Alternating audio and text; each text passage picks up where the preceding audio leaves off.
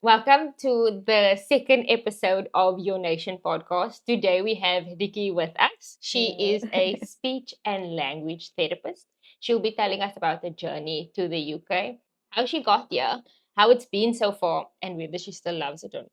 Thank you for joining us, Ricki. No problem. Thank you for inviting me. Of course, she actually reached out to me. You reached out to me on Yeah. TikTok. You were one of the first people to reach out to me, and I thought that was so amazing. So I thought I had to have you on the podcast. Thank you.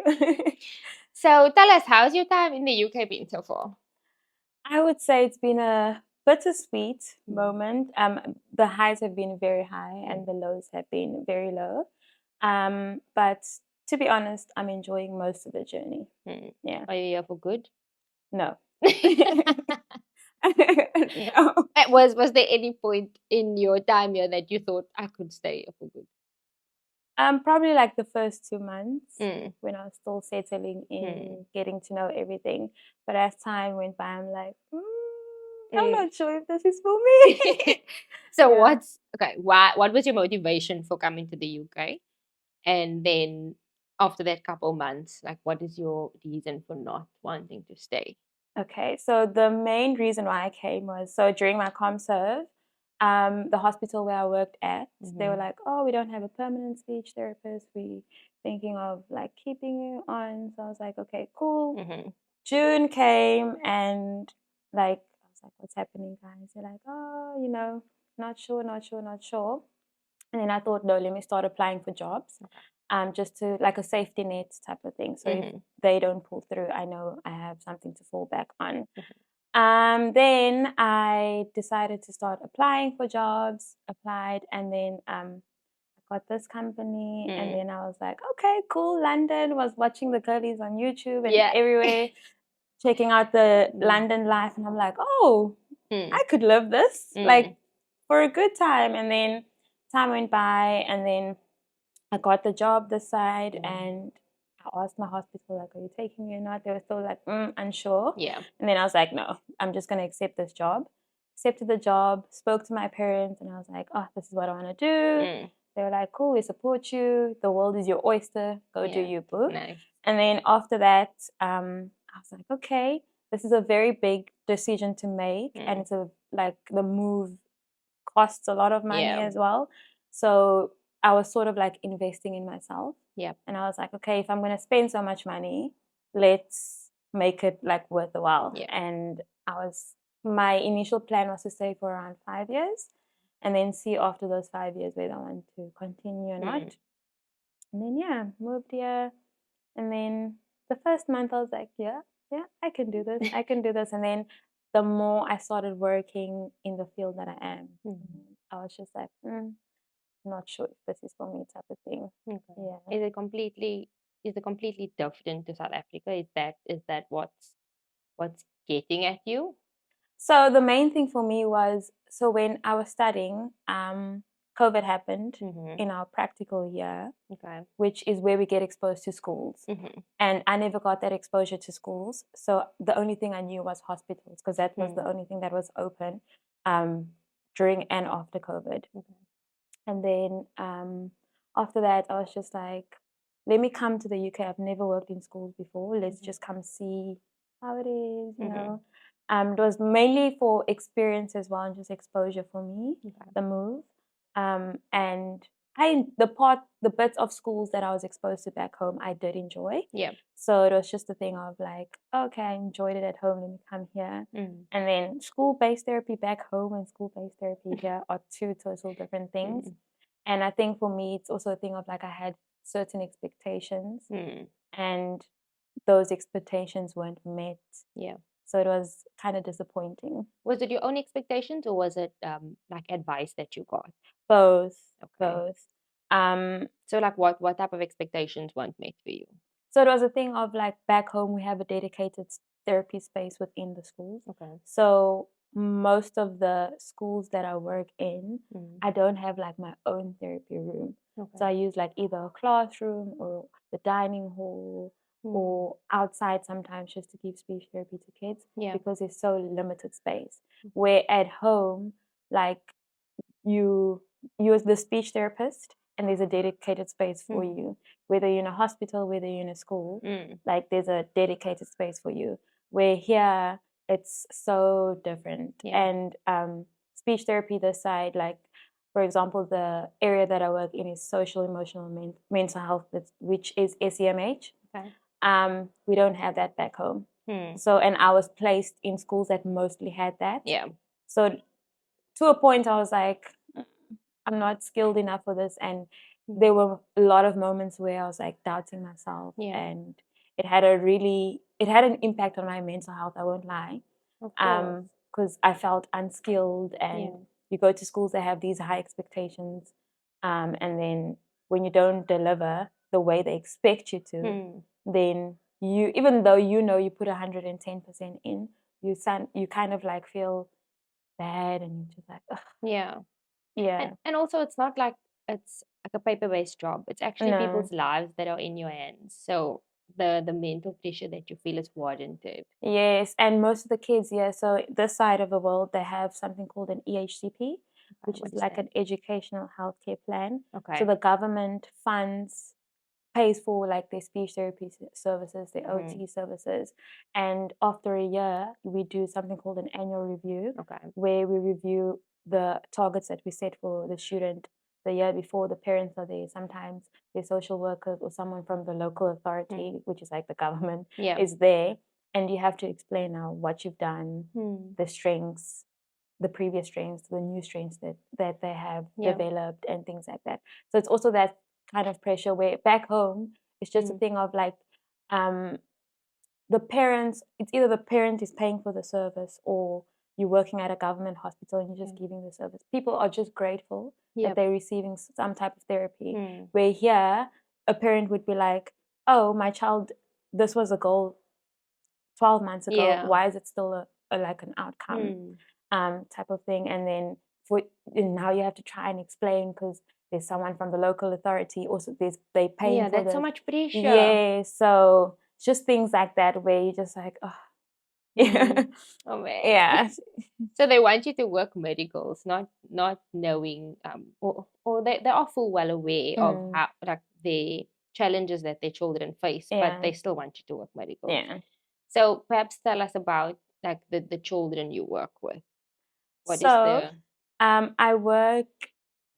would say I work in an ASD specialist school, and then the other one is something that's kind of new. What is ASD? Sorry to cut you. So it's autism.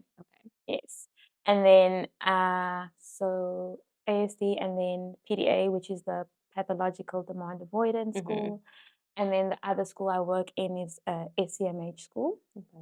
So basically with the autism one, it's just my class. So I'm the class-based therapist. So there's many different classes, and each class has like a speech therapist dedicated for their class. So I have in my class, most of my kids are nonverbal. They can't follow instructions, like things like that. So I'm just we're working on the pre-verbal skills, so the skills that they need before they can start speaking. And then that's the ASD school, and then the PDA is more of like also just more, I do more like social communication in that type of school, as well as the SEMH one. It's also like more social communication. I have a few students that do have particular speech therapy needs. So there's like one student that I'm working with, we're working on like auditory memory. That's something they find difficult. So I'm just supporting them in like identifying skills or strategies that they can make use of to make use of in class independently, because it is affecting like their academic progress. So yes. That's amazing.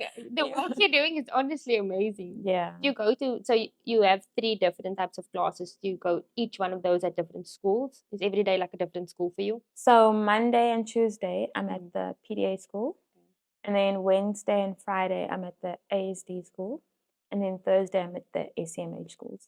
So your experience is not actually limited to one school. Your experience is limited to multiple schools, because people always want that comparison. Like, is it just for someone we had on the podcast last week, he mentioned experiences that were quite specific to his company rather than being industry. But we can say for you that that's industry. Yes. Like, it's the industry you're in. You've been around multiple kids. Okay. So, can you tell us about your field of study? What did you actually study to do this job? Okay, so I studied speech, language, and hearing therapy at Stellenbosch, but I know they're just changing everything in terms of in South Africa. Before you used to graduate as a speech therapist and an audiologist, so it used to be one degree. Where now they're like separating it. Okay. I know one of my friends that went to Wits. Her class was the last class where they graduated with both. Okay. So think Is this across the board or just at Stelly? Across the board. So Okay. in South Africa now you can't study both at once. So you pick whether you want to go into speech therapy or audiology, which is like the hearing side. So I did speech, language, and hearing therapy. So we do like introduction into audiology. Okay. So we can screen, but we're not allowed to diagnose and say, oh, you have a profound hearing loss, or you have a severe hearing loss, or you have a mild hearing loss. Okay. We can just screen and say, okay, we're referring you to an audiologist. So that's the hearing part of my degree. So I did that. And then in South Africa, if you study within the medical field, you need to do ComServe for a year. And I did ComServe for a year and then I moved here. Where did you do your ComServe? I did it in Mpumalanga in a rural area, Peta. For 1 year. Yes. Funny enough, the hospital I was born in. You're kidding. That's a full circle moment. And I met the nurse that caught me as well. You're joking? Yeah. Oh my word. How old is she? Oh, she's old. She's old. So you worked for a year in South Africa and you were able to apply for jobs abroad. Yeah. And it was how easy was it? How many companies did you actually apply to before getting this one job? So I wanted to stay within the hospital setting. And when I was still looking at home, most of them were like, they want you to have like 2 to 3 years post ComServe. Okay. Within the hospital setting. So I was like, okay, that's out of like the box for me. And then I started looking private, and some private companies were like open to getting ComServes and stuff like that.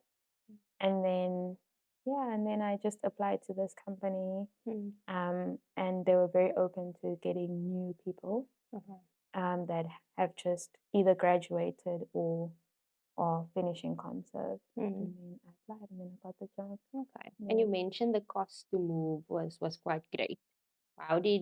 What did this company pay for? Because obviously you need sponsorship to come over, but what else did they pay for in order to get you here, and what came out of your pocket?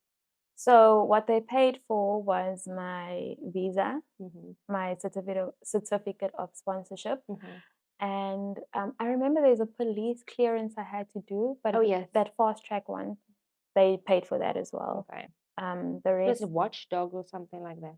Well, ours was different. Okay. It was a company in Pretoria. Okay. Yeah. So it was. And your TB test, did they pay for that? No, that was out of my own pocket. Oh wow. Okay. Yeah, and with me, because they wanted me to come so quickly, I had to find like a place that had the earliest one, and it was in Cape Town. So I had to like fly from Mpumalanga, from Johannesburg rather, to home. And then my mom drove me down to Cape Town, and then I had to do my TB test there. Yeah, and that's all at your own cost. Yeah. Flights I had to pay for. Yeah. And you said that they paid for you off camera. You said they paid for your NHS surcharge as well. Yes, as well. Okay. So at least that's a couple of things covered, because the visa cost. So the certificate of sponsorship is a cost on its own to the company. Then there's also getting the visa. Yeah. So they paid for that cost, you said? The visa I paid for, the whole when you go do the biometric. Okay, yes. I paid for that. Okay, so you paid for that. They paid for the NHS. Yeah. You paid for the TB, TB cost, test. and then all the costs around getting to the TB test. Yeah, and the ECTS, the English proof of English. Oh yes, I had to pay. You had to pay for that. Yeah. And how was that process? Did you have to wait long for your certificate, or did you expedite the? Did you pay for like the fast track for that? I had to pay for the fast track because of when my contract was starting. So I think then 2022 it was an extra 2.5 or 3K. Yeah. Mine took so long. I waited a couple months for my certificate. Really? Yeah. Because I didn't do fast track. Okay. I I was trying to cut costs where I could, and in retrospect, it was a bad idea. Yeah. But anyway, we moved. Okay, so then you had to pay for your. It's basically certification that your degree was written in English, right? And then your flights. You had to pay for your flights and your relocation allowance. Did you move any of your stuff, or did you just come with your suitcases? It was just me and my 2 suitcases and my Oh. backpack. And how was it finding a place here? Did you look before, or So the how did company it was go? kind enough. So we have like a private practice, which is like a house. So the bottom floor is the private practice, and upstairs is basically like our director's house. So she was kind enough to allow me to stay there for 3 weeks while I was looking for a place. So I was lucky enough. Other people, like when they come, she's either in the country or someone staying there, so they have to opt for like Airbnb. And that cost is so expensive. Very expensive. When we moved, we got an allowance to stay in an Airbnb for a week, but then we ended up spending 2 weeks because we couldn't find a place. The hunt was crazy. Let's not speak about house hunting in this country. Oh my word! Did you find a place after the 3 weeks, or did you have to extend your stay at your? I found it director's week place? 3. I found. And that's the place you're staying in now? No, No. the previous place. Okay. Yeah, I would still be staying there now, but 2 of my friends always used to come visit me, and we would even sometimes have sleepovers, all 3 of us in one room. So I was just like, you know what?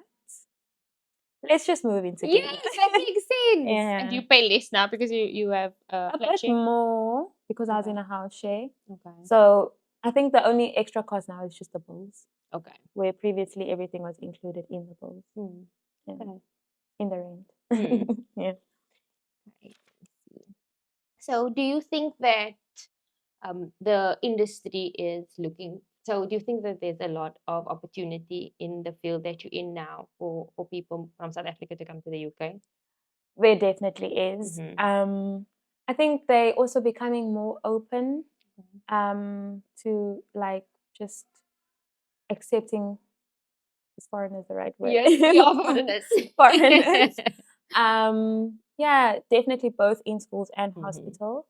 And yeah, it's really there are a lot of opportunities, like a lot. And some companies are very open to also upskilling you as well. Okay. So if you come here and you don't have the necessary skills, let's say for example, the position is for you're an autism specialist, they're willing to train you to becoming an autism specialist, and also like climbing the banding system as well. Okay, that's so nice. And where can people look for jobs like this? Is it LinkedIn? Is it just a Google search? To be honest, LinkedIn, no, not for us, not for our industry. I would say there's a website called Track Jobs. Track Jobs. Okay. Not a lot of people know about that website. I think it's like a hidden gem type of thing. Okay. And it's nice because it's like there's a NHS, so it has like 3 on the website. There's like 3 sections. So there's like an NHS and then like a private. I forgot the third one. So if you want to look specifically in private, you go onto the private, and then it's nice. You can filter like, so we fall under allied health. Okay. So you click on allied health, and then you go speech therapist, and then because it's a bit tricky, so I would advise for people to look for like band 5, band 6 type of jobs. And what does that mean? Okay, so band 5 means that you have 0 to 3 years of experience. Okay. After studying. So in South Africa, usually they count your experience after ComServe. Okay. So in this country, they counted my ComServe because I was working and I was earning a salary and I was helping people during that time. It's not like I was just shadowing someone for that year. I was physically working. So it counts in my experience here. Where in South Africa, it doesn't work like that. Okay. They count from ComServe onwards. So after ComServe, you literally, your years of experience is on 0, even though you worked the whole previous year, it's 0. Okay. So from 0 to 3 years is band 5, and then band 6 is from like 3 to 6 years. I'm not sure. Okay. Yeah. So the more experience you have, the there's different types of banding Mm. bands. And then with regards to like career progression, the side it's very quicker for us compared to home. So home, it's not levels. What's it called? Oh, I forgot the word, but like there's a banding system back home as well, and there's you either 1 or 2. Okay. So each level is like 10 years. So you only wow. get moved onto the next one in 10 years. 10 years of experience post ComServe. And then does that depend on your salary, like or Yeah. would you move salaries when you're still on that level? Like level 1, you get an extra year of experience, you get a higher salary. Does it work like that? Not really. Yeah. So would you say that it's better? It's better, yeah. Yes.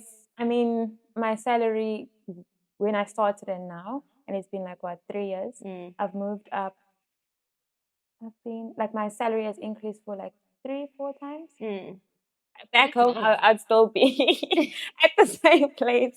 And also back home, it's also within that level, your position also determines your type of salary. Okay. So it's either like you're just like a normal speech therapist or you're chief. Okay. And chief, I know it's from year 5 onwards, you can apply to be a chief therapist. So it means you are the head therapist of that hospital and you're overseeing everyone else. Okay, like the head of a department. Yes. I can't really give that much information on private back home because I haven't worked private that back makes home. sense. But yeah, this side, then you get band 7, band 8. Yeah, those are the banding systems this side. And the more specialist you are, the higher you go as well. So if you come, for example, from South Africa and you have a lot of experience, let's say, in autism, you can apply for like a band 7 or band 8. Is this high information discretion. readily available? Like the Yes. bands and NHS information on the website.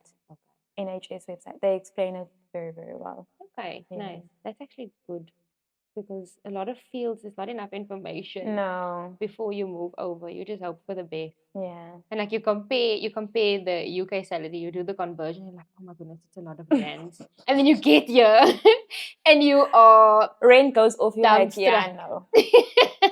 No, I thought wrong. Yes, you must really count every single pound. So what do you think, without disclosing salary, do you think, yes, I know you think this because of what you just said before, you think that you're better off in the UK based on your experience. But what money can afford you here? What is your lifestyle like here in comparison to what it would be in South Africa? Do you see a major difference? Or do you think you cannot keep the same kind of lifestyle that you would have? To be honest, it's quite a tricky one to answer for me because in ComServe, my only expense was rent. So I was living good during ComServe. I'm not gonna lie, like I was living really well. I stayed at the doctor's, so the hospital I worked at had like accommodation for us ComServes. Okay. And some nursing students. So literally my rent a month was 900 Rand. And then because I was in my hometown, on weekends I used to go to my gran. So I literally had to buy groceries from Tuesday to Thursday, because Monday I came back to my place and then Friday I went to my gran's place. Yeah. So I was living a very good life in South Africa. I'm not gonna lie and be like, oh, you know. So in terms of like, I didn't have that many bills. My bills were literally my phone and my rent. Yeah. So, but if I have to compare to what people are telling me and how I'm living, to some extent, I would say yes, I'm living somewhat of a good lifestyle this side compared to home. I think the only thing is that for me, the thing that has the biggest impact on your salary is where you stay. Yeah. And a lot of people come to London thinking central London.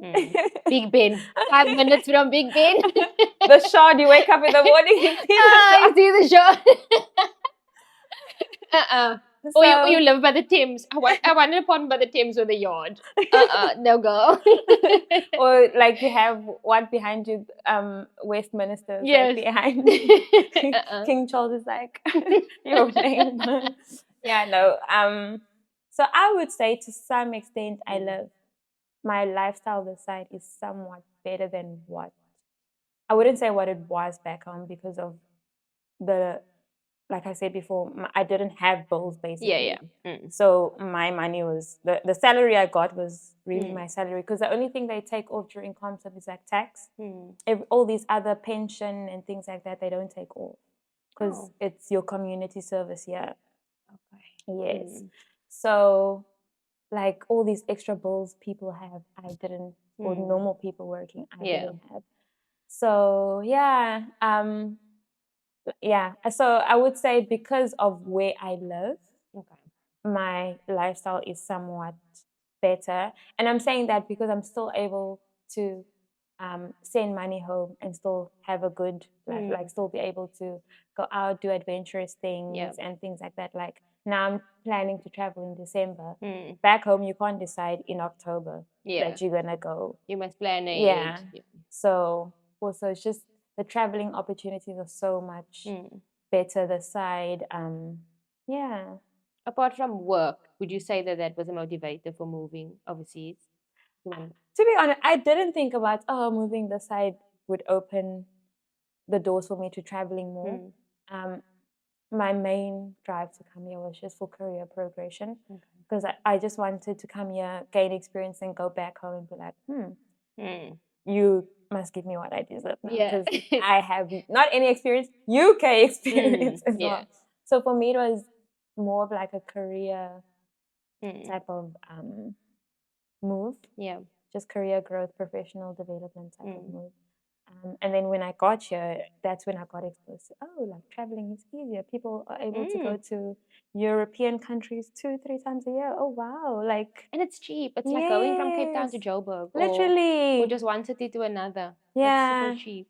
Like Albania is like, what, a 30-pound flight Yeah. away.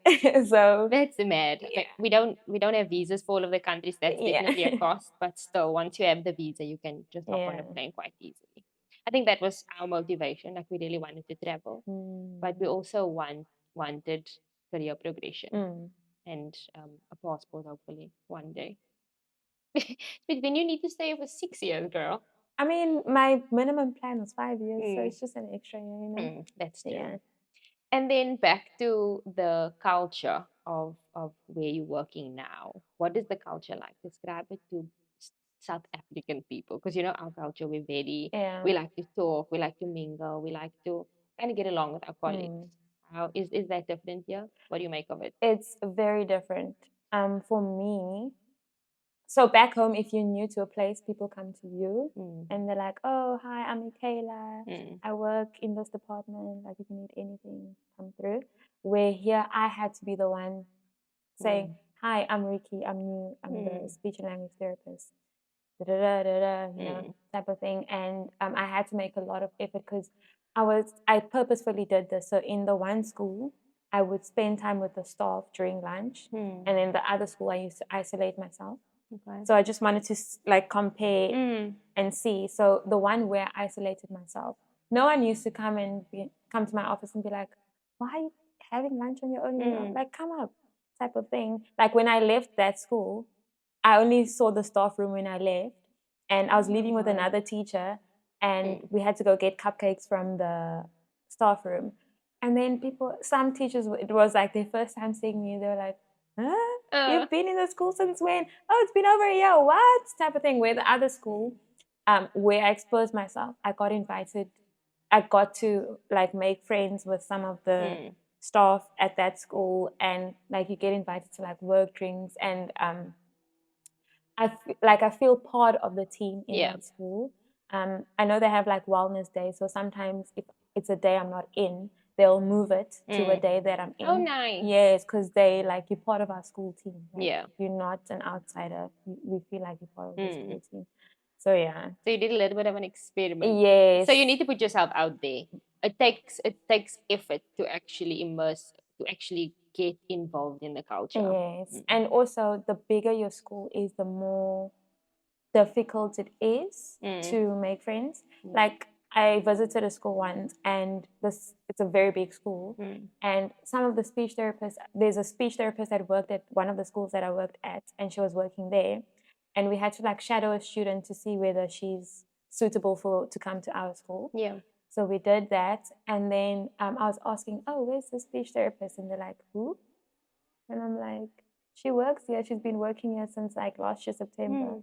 What do you mean, who? They're like, oh, no, like if she's not in this building, we don't. So even like within the professionals, they don't mingle, which is very different to back home, because back home so I fell under allied health. So we had dietitian, speech therapy, OT, audiology, and physiotherapy in one department. Okay. And we used to mingle so we called ourselves the rehab team, because we did the rehabilitation. So everyone knew everyone in that team, and we even knew the doctors knew us, like everyone knew everyone. It's not a big hospital, but it's bigger than a clinic. Okay. So even within the hospital, we knew most of the nurses, we knew the admin staff, like everyone mingled. Yeah. Which was a culture shock for me. Like, you in one school, like you on the same premises, how do you not know for over a year that there's this person? Yeah. So you really have to make effort into exposing yourself and meeting other people, which was easy for me because I'm an extrovert. Yeah. Where other people find it very, very difficult. They just choose to isolate themselves because it's just too much for them, or so difficult to go out and make friends, make connections. Do you think, or not? Do you think is the people at your schools predominantly British, or would you say that there's multiple nationalities? So in terms of the PDA school, a lot of different nationalities. Okay. And then the autism, I would say it's mainly British. So which one did you do the experiment at? Was the autism one with the British people? Was that where you isolated yourself? So it was the school I was at before that school. Okay. And then the SEMH school was the one where it was social. Okay. And that was multiple nationalities? Yes. Okay. And then the one where I isolated myself is mainly British. Okay. And then the one that I did where I exposed myself was also British. It's just the PDA school that I'm at now, where it's multiple nationalities. Okay. And then the autism school, I would say in terms of the speech therapy team, there's 1, 2, 3, 4. There's 6 of us, and then 4 of them are British, and the other two of us are South African. Yeah, and we work for the same company, the two of us. Yeah. So it can be British culture that they just not, maybe not open, but they're just not as inviting as we would be. Yeah, but the autism school, they're very, very nice. Like from the moment I got there, I felt like part of the team. They made it so easy for me to ask questions because they've been in the industry. So it was easy to ask them questions. Like if I was unsure about something, they were very open to helping me, even telling me, oh, come shadow one of my sessions. Oh, that's and then, lovely. yeah. So they also supported me in upskilling myself as well. Okay. And is there anything you wish you knew before moving here? Like that you can give to someone else as advice? First of all, what you see on social media in terms of London, people only show the nice part of London. And I think for me, the thing was, oh, it's South Africans. Like, they're showing us, what really London is like. And then I got you, and I was like, I actually went to one of the girls. I was like, girl, why did you lie to us? Like, I didn't lie to you. My TikTok was showing the truth. The house hunting one especially. Yo, that is real. That is so real. So I was just like, okay, you were showing me central London the whole like, why didn't you show like how difficult it is to house hunt? Yeah. because when she got here, she was just showing us that, oh, she got here, she lived in a hotel, moved from the hotel. She didn't show like the other side of everything. The struggles. Yes. So it's just things like that. And in terms of work, like I mentioned earlier, like school-based back home and school-based here is very different. And it was a bit of a shock for me that there's so much into school-based this side. So there's things like SEMH, PDA, which we don't have back home. So, which I'm grateful for as well, because now I have that behind my name. Yeah. And like, for example, in my company, I'm the only speech therapist who works in the only PDA school in the whole of London. Oh, nice. So you're actually quite marketable here already. Yeah. So sometimes, like, some of my schools are like, "Oh, we have this kid." I'm like, "Yeah, I work in the school, and it's the only one in the UK. So what do you need advice on?" Yeah. So just things like that. Also, I didn't know that it would be so easy to grow as a person as well. Which is very difficult back home, especially if you're like in the private industry. And when you say grow, what do you mean? So in terms of like upskilling yourself, for example, last week, something that would cost thousands, like 10K plus back home, my company was willing to pay. So that I did a attention autism training. And for example, I know of a colleague who is ADOS trained. So ADOS is an autism diagnosis, something. Okay. So as a speech therapist, she's able to diagnose. She's part of a team that supports diagnosing autism, where back home, it's the neurologist that does that. So we're here, if you like, it's easy to upskill yourself. She's been here for 4 or 5 years, if I'm not mistaken. Okay. And within those years, she got to qualify as an adult trained speech therapist.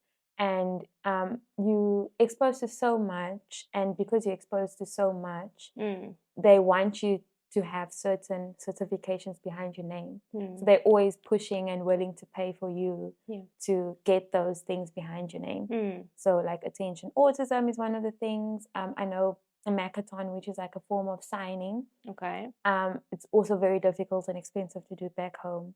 Where here in my company, we have someone that's Macathon trained, so she can train us. Oh, cool. Yes, so we've been doing that like for this week. I've been doing some Macathon training. So it's just and the ease of things. Yeah, the career progression is so quick as well, and people are very open to upskilling you as well. So, for example, if you think you're a band 5, people are willing to open up and be like, "No, but you're not a band 5, you're a band 6." Yeah. Like, if you're working as a band 5, start applying for band 6 jobs, upskill yourself. And I know something that a lot of people don't know back home is the side. So dysphagia is basically like feeding. So we do feeding as well.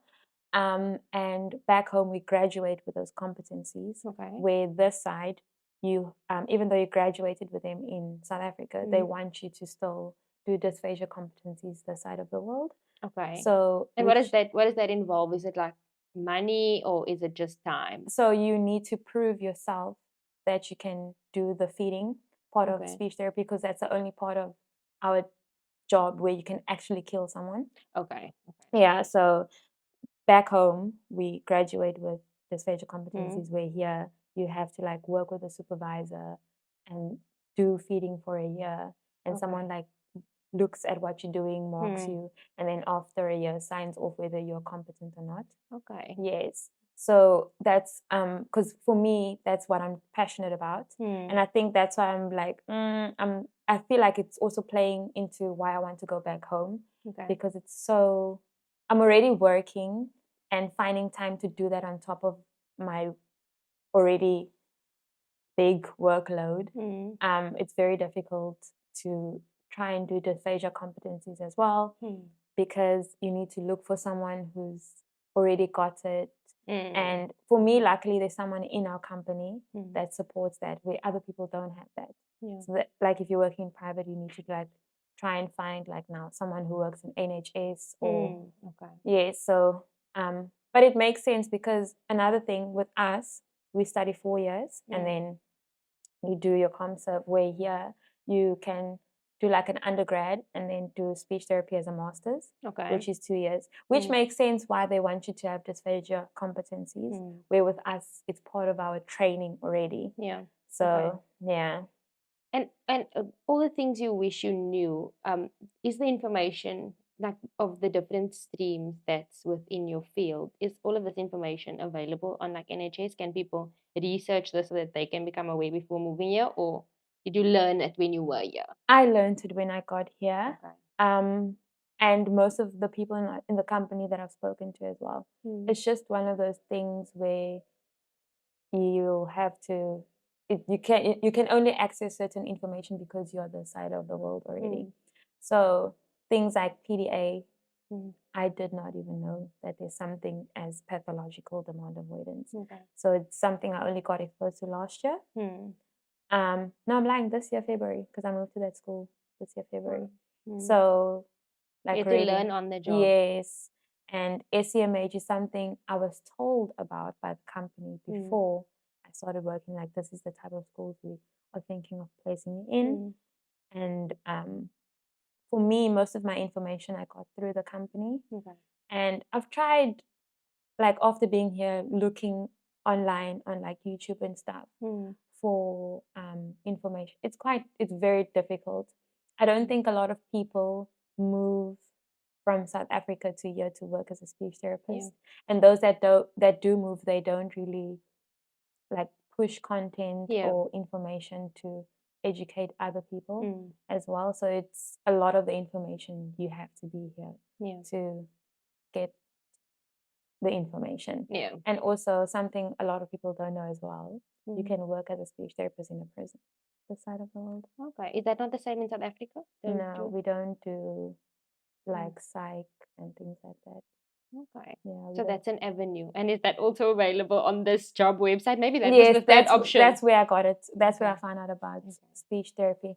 And there's a lot of agents as well. If I'm not mistaken, the one agent that I looked through is Pulse Health.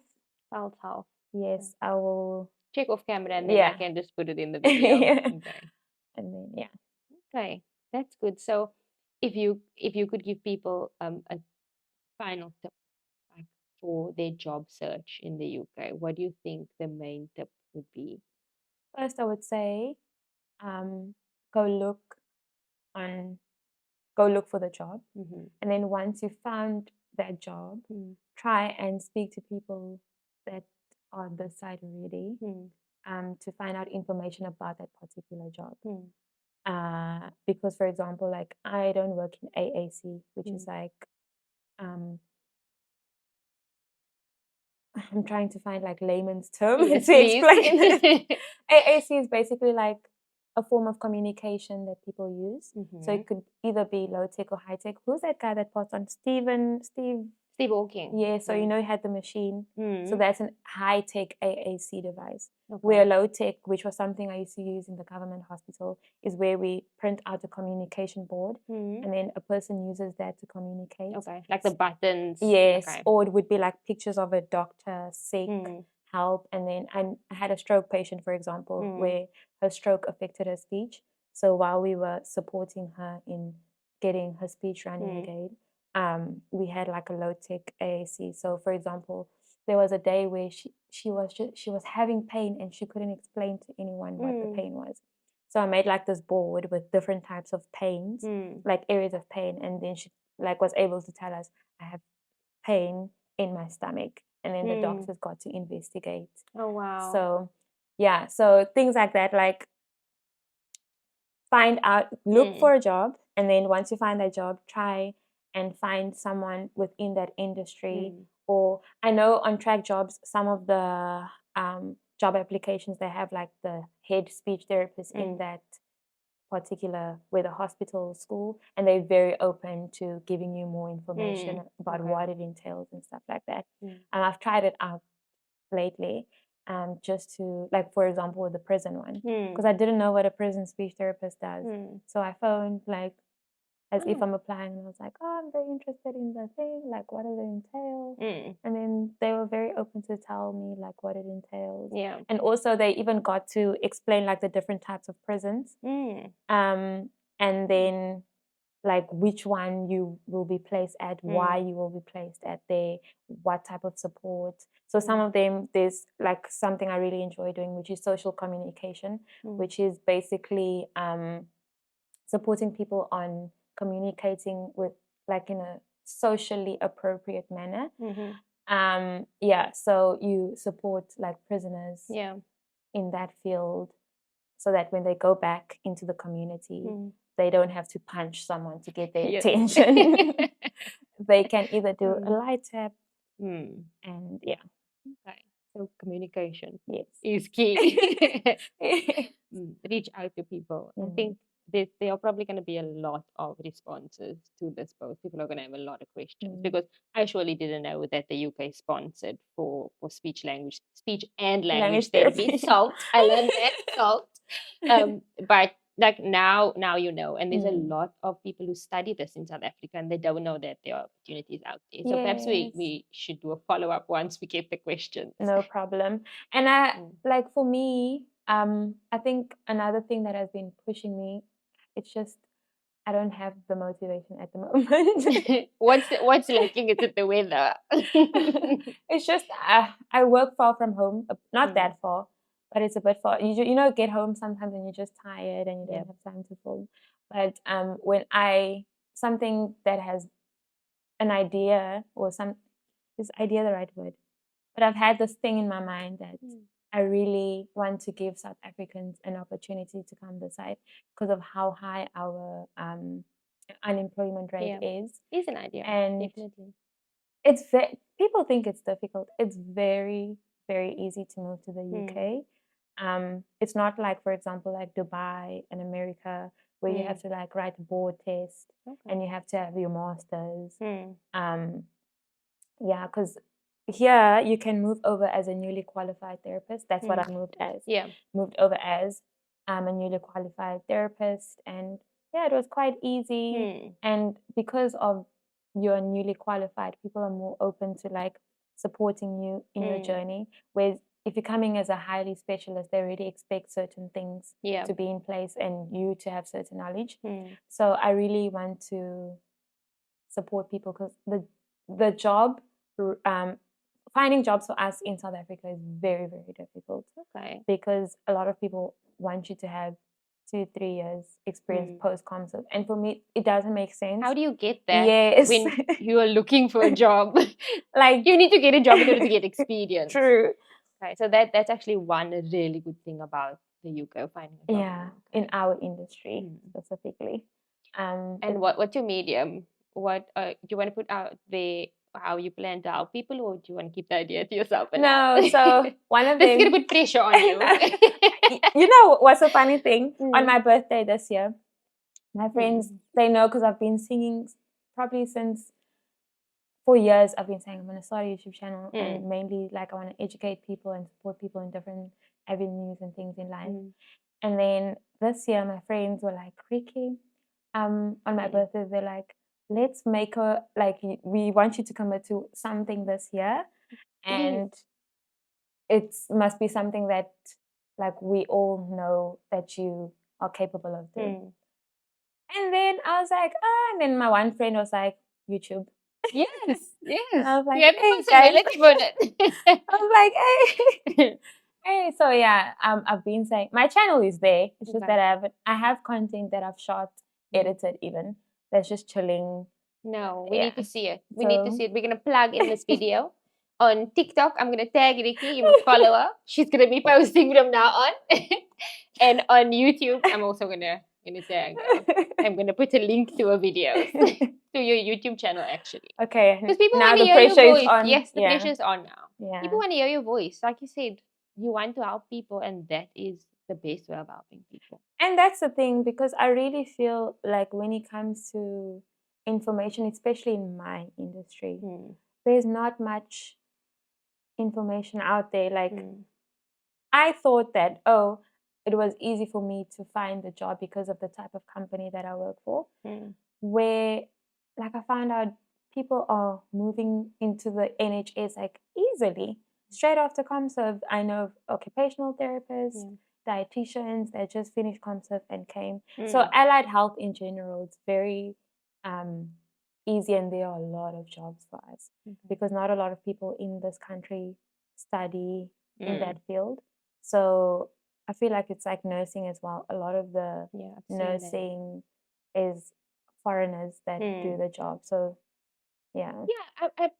I thought it was mostly nurses and doctors because you see a lot of foreigners in those jobs, but I didn't know salt. Salt. I didn't know salt was one of those roles, but now we know.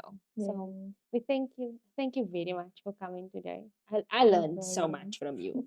I'm sure the salt bays out there well, also they can definitely take something away, and people who are looking to study something that is lucrative to move abroad, they can also find this video very helpful. So thank you very much for sharing your story. And actually, off camera, we spoke about the title of your book.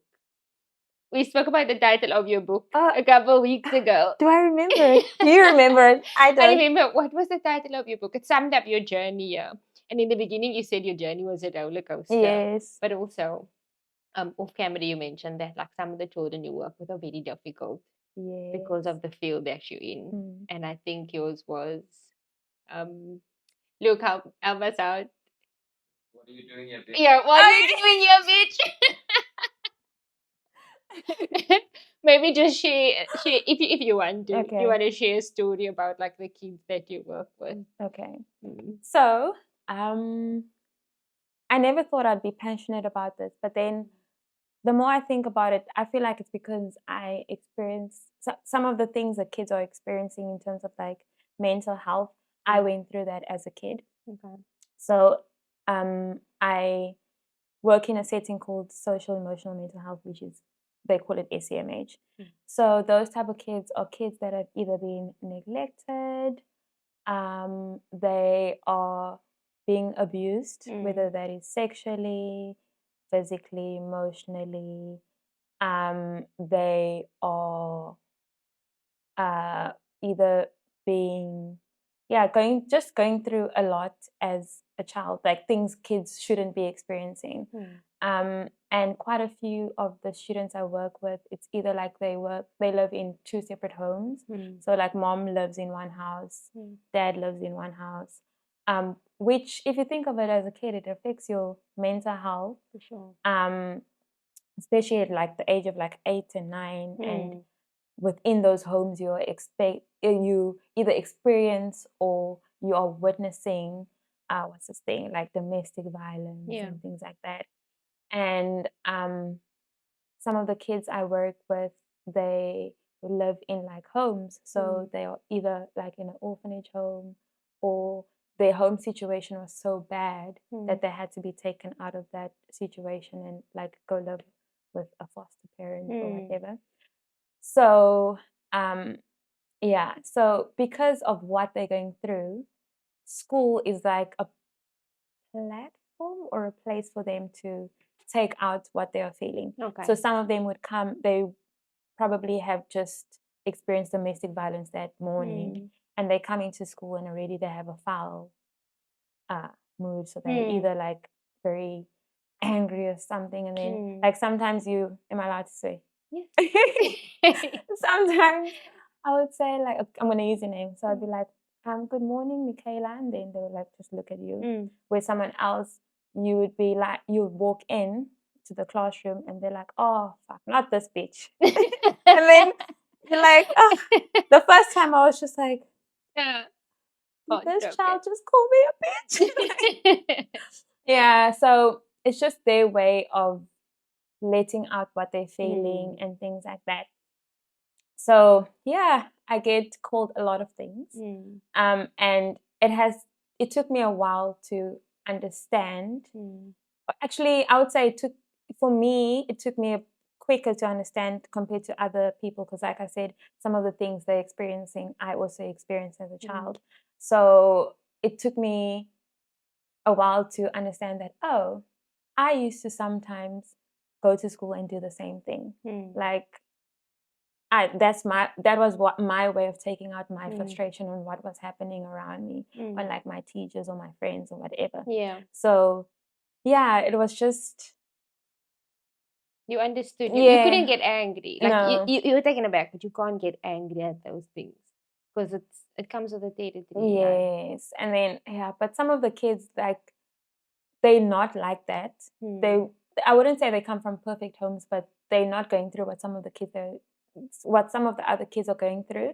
So they would, for example, see what other kids are getting away with, and then they would do the same thing. Call you a bitch, tell you to fuck off, trash everything in your office or whatever. So yeah. Also, another thing that a lot of people don't know, that if you work in a setting like that, you need but wherever you work, they will train you, because there's different type of trainings for like restraining and things like that. Okay. So, for example, at the ASD school that I work at, they do something called Team Teach, where our company trained us through CPI, and then another. What is CPI? Sorry. It's also like a type of restraining. So the different so Team Teach and CPI. I think Team Teach is more you do less physical touch on the kid. Okay. Where with CPI, I'm speaking under correction, you're allowed to like touch the kids more. Okay. So yeah, that's, you get trained. Yeah, I think you have to. What if they attack you? I mean, I've been attacked a few times. Yeah, I've had to get a new pair of glasses. That's why I have two pairs. I had a plastic pair before this one, and one of the students broke my plastic pair. So I don't wear my plastic pair. So this is literally my work glasses. Grab it from your face. Yeah, sometimes they like come at you. Yeah, it's You have to be emotionally and physically strong. Yeah, and like my certain schools, we have to wear sneakers, so that like if you need to run or whatever. Yeah. Have you had to run before? No, I haven't. But I know of colleagues that have done that, or they had to like lock the child in the room just to protect themselves. Wow. So yeah, we go in SEMH, and it's funny. Actually, it's not funny. It's weird, but not weird at the same time. That not a lot of people are in that industry. I would say the reason why I'm saying it's not weird because of the type of industry it is. But I would think that there are a lot of people out there that have either been those type of students, and you would think that they would want to go into that type of setting to support other students. But yeah, some of the schools I work at, we work with some previous students. So they were those type of students like 5-6 years ago. And now they're there to try and prevent more students going down that route. Yeah, we deal with a lot like gangsterism. We deal with kids, for example, who they just disappear, and then you find out they were in some country smuggling drugs or whatever. Oh wow. Yeah, so some of them they do it by choice. Some of them is just to fit in, because already at home, what's going on, that's a place where they find love and feel that sort of nurture. Yeah, so. But it's a broken home. They don't really feel it. Wow. Similar to what goes on back home, like with gangsterism, how people get into gangsterism. Oh yeah. Yeah, so. Same. And I think there's a lot of disparity between like middle class and lower class here. Very. And that leads people to make bad decisions. Some of them really don't have a choice. Yeah. They need money for their families, or they just want to make a way for themselves, and that's the way to do it. I've even had students where, for example, like they want to come to school, but they can't come to school because their parent or their caregiver is like, I don't want to use messed up, but messed up is the best term to use. Yeah. That they are the ones that are looking after their siblings. And then you find out on top of that, their siblings have special needs and they have appointments to attend. So they need to They are the parent. Yes. So it's just like a whole ripple effect. And yeah. So it's not just been up and down in your personal life, it's been up and down in work. your job as well. And like I said, the highs are very high and the lows are very low. Like the lows are being attacked by a student, Mm. planning so hard for something and then like a student just refuses. Yeah. Or for example, at my one school, some of the kids, if they do something bad during the week, they are taken off site. So for example, now I have to plan my whole schedule and I have to go to the library down the road to go give them speech therapy there instead of providing it in the group. Yeah. And then it's rewarding when they like reach their outcomes where they finish school and they're like, oh, Miss, thank you so much for supporting me. Oh. For example, like with the year 11s, which is like the matrics this side, we do things like transition reports where I write reports to their college or wherever they're going to do an apprenticeship on how they can support them within that setting. So for example, with one of my students, I was writing them actually on Thursday, telling them like they need like a mentor buddy for the first year because they're autistic. Yeah. So they need someone to support them, especially like in social settings. Yeah. Yeah. So, or they need to ensure that they work in a low arousal environment with like less noise. Yeah. Because noise is very sensitive to them. So some students wear like ear defenders. Yeah. And then some of them you get to like motivate why they have to work from home, for example, and not within an office space. Yeah. So though it's moments like that, and then they get the letter and they get the place and all of the recommendations you have put in, they accept. So yeah, it's life changing for them. That's definitely like the eyes are very high. It's a touching story. I want to cry. But thank you, Ricki. Thank you for sharing your story with us. Thank you for coming. Thank you so much for inviting me. Of course, of course. And on that note, we'll end this episode. Thank you very much for watching, and we'll see you next time. Bye. Bye.